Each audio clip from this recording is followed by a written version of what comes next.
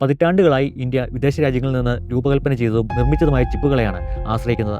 1989 ഇന്ത്യയുടെ ചിപ്പ് നിർമ്മാണ ഫാക്ടറി തീപിടുത്തത്തിൽ നശിച്ചു.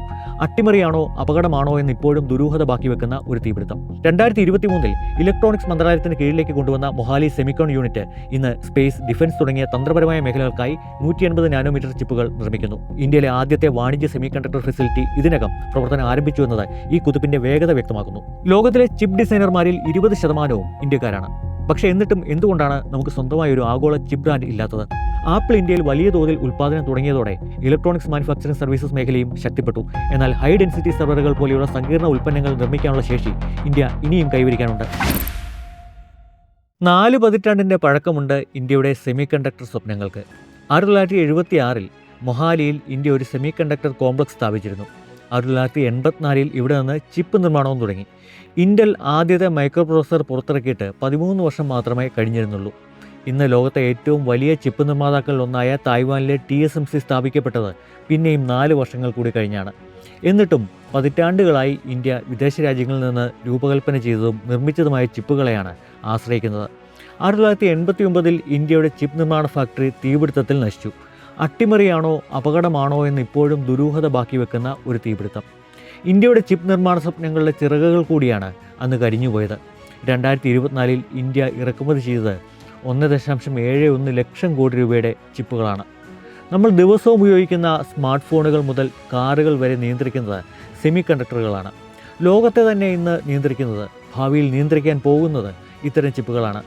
ചിപ്പുകളുടെ ഡിസൈനറും ഉപഭോക്താവുമായ ഇന്ത്യ ഒരു ചിപ്പ് നിർമ്മാണ ഹബ്ബായി സ്വയം പരിവർത്തനം ചെയ്യാനാണ് ലക്ഷ്യമിട്ടിരിക്കുന്നത്. സാങ്കേതിക പരിജ്ഞാനമുള്ളവർക്ക് മാത്രമല്ല, സാധാരണക്കാർക്കും വലിയ നിക്ഷേപ അവസരങ്ങളാണ് ഇത് തുറന്നിടുന്നത്. ചിപ്പുകളിലൂടെ ഇന്ത്യ കെട്ടിപ്പടുക്കുന്ന ഭാവിയെക്കുറിച്ച് വിശദമായി പരിശോധിക്കാം. Welcome to Profit explainer.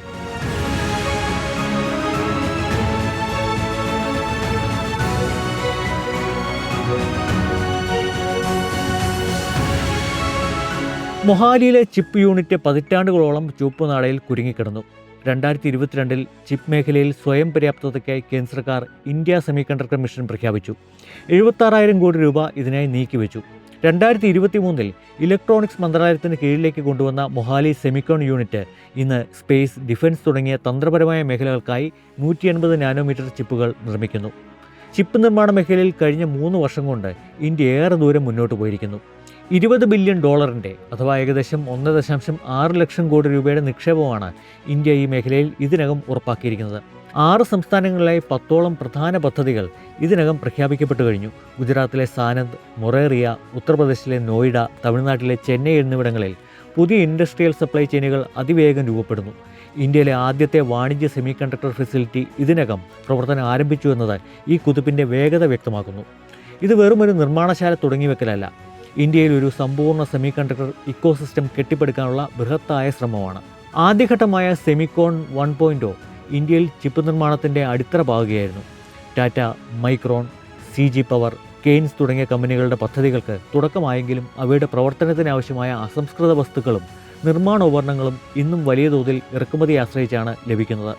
ഈ ആശ്രിതത്വം കുറയ്ക്കുകയാണ് സെമിക്കോൺ 2.0യുടെ പ്രധാന ലക്ഷ്യം. ഇതിനായി കേന്ദ്ര സർക്കാർ 1.27 ലക്ഷം കോടി രൂപയുടെ വൻ നിക്ഷേപ പദ്ധതിയാണ് കഴിഞ്ഞ ദിവസം പ്രഖ്യാപിച്ചിരിക്കുന്നത്. ലോകത്തിലെ ചിപ്പ് ഡിസൈനർമാരിൽ 20% ഇന്ത്യക്കാരാണ്. പക്ഷേ എന്നിട്ടും എന്തുകൊണ്ടാണ് നമുക്ക് സ്വന്തമായ ഒരു ആഗോള ചിപ്പ് ബ്രാൻഡ് ഇല്ലാത്തത്? ഡിസൈൻ എന്നാൽ നിസ്സാരമല്ല, ശതകോടികളുടെ ബിസിനസ്സാണത്. സെമി കണ്ടക്ടർ ലോകത്തെ 5 പ്രധാന ബിസിനസ്സുകളിൽ ഏറ്റവും ലാഭകരമായ ഒന്നാണ് ചിപ്പ് ഡിസൈൻ. ആഗോളതലത്തിലെ ചിപ്പ് ഡിസൈൻ ടാലൻറ്റിൻ്റെ 20% ഇന്ത്യയിലാണെന്നത് നമുക്ക് ലഭിച്ച വലിയൊരു മുൻതൂക്കമാണ്. എന്നാൽ ഡിസൈൻ എന്നത് കുറഞ്ഞ നിക്ഷേപം വേണ്ട മേഖലയാണെന്ന തെറ്റായ ധാരണ പലർക്കുമുണ്ട്.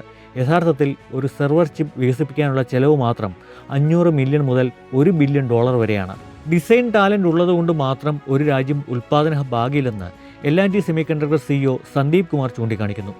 ആർക്കിടെക്ചർ മനസ്സിലാക്കാനും വിപണിയുടെ ആവശ്യങ്ങൾ മുൻകൂട്ടി കണ്ട് ഉൽപ്പന്നങ്ങൾ നിർവചിക്കാനുമുള്ള കഴിവ് കൂടി നമ്മൾ വികസിപ്പിക്കേണ്ടതുണ്ട്. ലാർസൻ ആൻഡ് ടൂബ്രോ പോലുള്ള വമ്പൻ ഇന്ത്യൻ കമ്പനികൾ സ്വന്തം ചിപ്പുകൾ വികസിപ്പിക്കാനുള്ള ദൗത്യം ആരംഭിച്ചു കഴിഞ്ഞു. പവർ സെമി കണ്ടക്ടറുകൾ, RF മൊഡ്യൂളുകൾ, ഡാറ്റാ സെൻറ്ററുകൾക്കുള്ള കമ്പ്യൂട്ടർ ചിപ്പുകൾ എന്നിവയിലാണ് ഇന്ത്യ നിലവിൽ വലിയ സാധ്യതകൾ കാണുന്നത്. ഒരു ചിപ്പ് ഫാക്ടറി നിർമ്മിക്കുന്നത് ഒരു എയർപോർട്ട് പണിയുന്നതിനേക്കാൾ സങ്കീർണമാണ്. ഈ വലിയ കളിയിൽ ഇന്ത്യ എങ്ങനെ പിടിച്ചു നിൽക്കും? സെമി കണ്ടക്ടർ നിർമ്മാണത്തിലെ ഏറ്റവും മൂലധന ചെലവുള്ള മേഖലയാണ് ഫാബ്രിക്കേഷൻ അഥവാ ഫാബുകൾ. തായ്വാനിലെ TSMC പ്രതിവർഷം $100 ബില്യൺ മൂലധന നിക്ഷേപം ഈ മേഖലയിൽ നടത്തുന്നുണ്ട്. ഇന്ത്യയിൽ സിലിക്കൺ ഫാബുകൾ നിർമ്മിക്കപ്പെടുന്നത് വലിയൊരു നേട്ടമാണ്. കാരണം ഇതിനാവശ്യമായ ഭീമമായ തുകയും സങ്കീർണതയും കാരണം പല വൻകിട കമ്പനികളും മുൻപ് ഇതിൽ നിന്ന് വിട്ടുനിന്നിരുന്നു. നിർമ്മാണത്തെക്കാൾ വേഗത്തിൽ ഇന്ത്യ ഇപ്പോൾ മുന്നേറുന്നത് ഒസാറ്റ് അഥവാ outsource semiconductor assembly and test മേഖലയിലാണ്. ചിപ്പുകളെ പാക്കേജിംഗ് ചെയ്യുന്നതും പരിശോധിക്കുന്നതുമായ ഈ ഘട്ടം സപ്ലൈ ചെയിനിൽ വളരെ നിർണായകമാണ്. ദക്ഷിണപൂർവേഷ്യൻ രാജ്യങ്ങൾ സെമികണ്ടക്ടർ മേഖലയിൽ വളർന്നത് ഈ വഴിയിലൂടെയാണ്. ആപ്പിൾ ഇന്ത്യയിൽ വലിയ തോതിൽ ഉൽപ്പാദനം തുടങ്ങിയതോടെ ഇലക്ട്രോണിക്സ് മാനുഫാക്ചറിംഗ് സർവീസസ് മേഖലയും ശക്തിപ്പെട്ടു. എന്നാൽ ഹൈ ഡെൻസിറ്റി സെർവറുകൾ പോലെയുള്ള സങ്കീർണ ഉൽപ്പന്നങ്ങൾ നിർമ്മിക്കാനുള്ള ശേഷി ഇന്ത്യ ഇനിയും കൈവരിക്കാനുണ്ട്. ഒരു തരി പൊടി പോലുമില്ലാത്ത ക്ലീൻ റൂമുകൾ, അപൂർവമായ വാതകങ്ങൾ, പ്രത്യേക രാസവസ്തുക്കൾ, ചിപ്പ് നിർമ്മാണത്തിന് പിന്നിലെ ഈ രഹസ്യ വിപണിയിൽ സാധാരണക്കാർക്ക് എങ്ങനെ നിക്ഷേപം നടത്താം? സെമി കണ്ടക്ടർ വിപ്ലവത്തിൽ നാം അധികം ശ്രദ്ധിക്കാത്ത ചില മേഖലകളുണ്ട്. സ്പെഷ്യാലിറ്റി കെമിക്കൽ നിർമ്മാതാക്കൾ, ഇൻഡസ്ട്രിയൽ ഗ്യാസ് സപ്ലൈ ചെയ്യുന്ന കമ്പനികൾ, ക്ലീൻ റൂം ഇൻഫ്രാസ്ട്രക്ചർ ഒരുക്കുന്ന കമ്പനികൾ, എക്യുപ്മെൻറ്റ് വെണ്ടർമാർ എന്നിവയാണത്. ഒരു ചിപ്പ് ഫാക്ടറിക്ക് ആവശ്യമായ അന്തരീക്ഷം ഒരു ഓപ്പറേഷൻ തിയേറ്ററിനേക്കാൾ ക്ലീൻ ആയിരിക്കണം. ഇതിനാവശ്യമായ IP പോർട്ട്ഫോളിയോ വികസിപ്പിക്കാനാണ് ISM 2.0 ഊന്നൽ നൽകുന്നത്. വലിയ ചിപ്പ് ഫാക്ടറികളിൽ നേരിട്ട് നിക്ഷേപിക്കുന്നത് പ്രായോഗികമല്ലെങ്കിലും ഈ അദൃശ്യരായ പങ്കാളികൾ വഴി സാധാരണക്കാർക്ക് ഇന്ത്യയുടെ ചിപ്പ് മേഖലയിലെ വളർച്ചയുടെ ഭാഗമാകാം. ലിസ്റ്റഡായ സ്പെഷ്യാലിറ്റി കെമിക്കൽ കമ്പനികൾ, ലോജിസ്റ്റിക്സ് ഓപ്പറേറ്റർമാർ, ഇൻഡസ്ട്രിയൽ ഗ്യാസ് കമ്പനികൾ എന്നിവയുടെ ഓഹരികൾ വാങ്ങാം. ഓരോ തവണയും ചിപ്പുകളുടെ ഉൽപ്പാദനം ഇരട്ടിയാകുമ്പോൾ ഈ അനുബന്ധ വസ്തുക്കളുടെ ഡിമാൻഡും ഇരട്ടിയാകുമെന്നത് നിക്ഷേപകർ ശ്രദ്ധിക്കേണ്ട കാര്യമാണ്. വരും വർഷങ്ങളിൽ ഈ മേഖലകളിൽ നിന്നുള്ള കമ്പനികൾ വിപണിയിൽ മികച്ച പ്രകടനം കാഴ്ചവെക്കാൻ സാധ്യതയുണ്ട്. ഇനി ഇന്ത്യ എല്ലാ ചിപ്പുകളും സ്വന്തമായി നിർമ്മിക്കുമോ? സാധിക്കില്ല എന്നതാണ് സത്യം. സെമി കണ്ടക്ടർ മേഖലയിൽ ഒരു രാജ്യത്തിനും എല്ലാ കാര്യങ്ങളും ഒറ്റയ്ക്ക് ചെയ്യാൻ കഴിയില്ല. ഡിസൈൻ അമേരിക്കയിൽ നടക്കുമ്പോൾ മെഷീനുകൾ യൂറോപ്പിൽ നിന്നാണെത്തുക. നിർമ്മാണം ഏഷ്യയിൽ നടക്കുന്നു. 10,000-ലധികം ഉൽപ്പന്നങ്ങളും 100 പ്രോസസ് ടെക്നോളജികളുമുള്ള ഈ മേഖലയിൽ എല്ലാം ഇന്ത്യയിൽ തന്നെ ചെയ്യുക എന്നത് അപ്രായോഗികമാണ്. സെമി കണ്ടക്ടർ ലോകത്ത് സ്വാശ്രയത്വം എന്നത് ഒരു മിഥ്യയാണ്.